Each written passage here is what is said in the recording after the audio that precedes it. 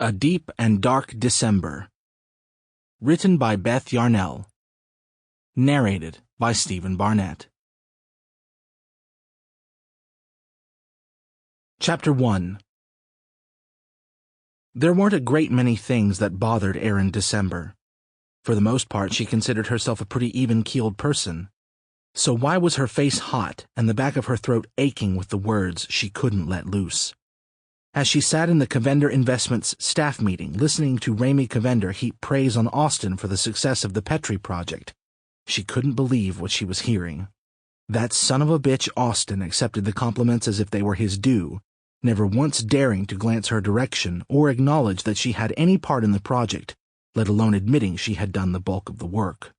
She reminded herself that she was grateful for the job. The tiny town of San Rey in Central California had been hit hard by the downturn in the economy. Cavender Investments was one of the few companies thriving amongst speculation of another recession. Without this job, she might be forced to leave the town she grew up in and move to a bigger town like Santa Barbara or Los Angeles. She liked her job and most of the people she worked with. She was confident in her work in a way she'd never been in any other position she'd ever held. But that didn't mean she liked being stepped on by Austin on his way to a higher title. As soon as the meeting was over, she escaped to the relative quiet of her cubicle. She pulled up the report she'd been working on before the meeting began and started to recheck the data one last time before she turned it in. A shadow fell over her. "I have a favor to ask," her boss Ramey said. She turned in her chair. "Chelsea went home sick. She had a cash for keys appointment this afternoon at 4. Can you take it? Should be quick. You can go straight home from there." That was in half an hour, and she still had the report to finish. "Sure." "Thanks. I owe you one." He dropped the folder on top of her already teetering stack and strode away. She suppressed a sigh and reached for the file. The tab had the name Lassiter on it. She knew a Greg Lassiter from high school. Opening the file, she confirmed that it was the Greg Lassiter she'd be meeting with. Great. Just great. He was an asshole back then, and while he didn't waste time picking on her anymore, he wasn't exactly nice. The words in the file blurred, then blacked over.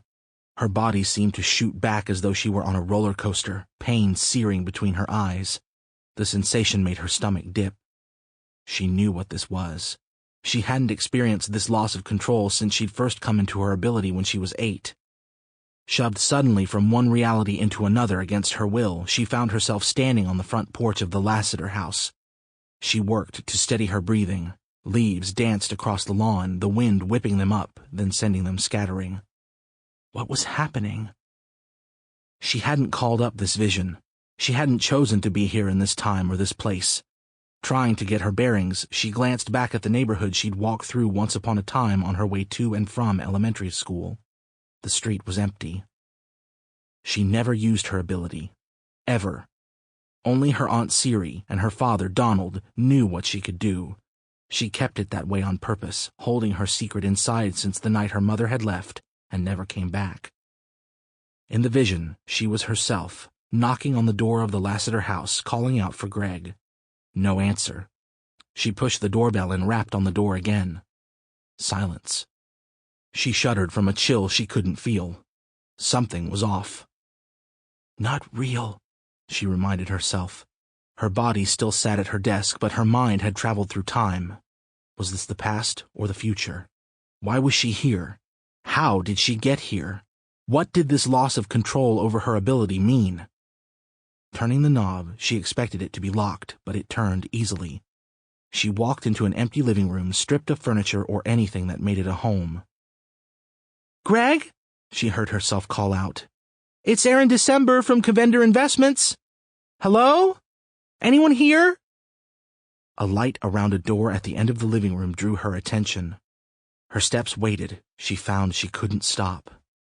Any of it. Not her body from moving forward, nor her mind from staying in the vision. She was stuck. Left with no choice. She closed her eyes, using the tools she'd been taught to search for a way out. But there was no ending it. The shock of that radiated through her. This had never happened before either. She'd always been able to pull out of a vision. She put a hand out and opened the door. Sample complete. Ready to continue?